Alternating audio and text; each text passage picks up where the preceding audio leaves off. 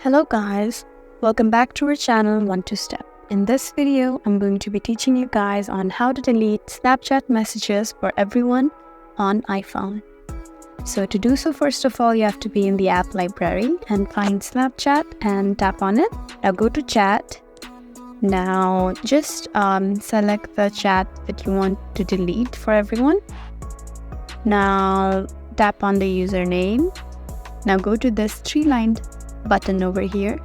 Now go to this three-dotted button over here and tap on chat and notification settings.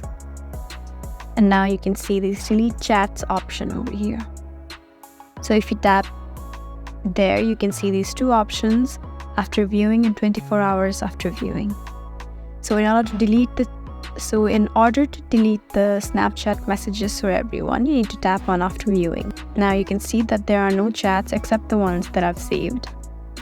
So guys, that's how you delete Snapchat messages for everyone on iPhone.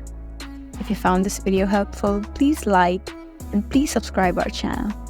We make helpful tutorial videos like these. So to tune in with them, you can just turn on the notification bell button. Thank you for watching.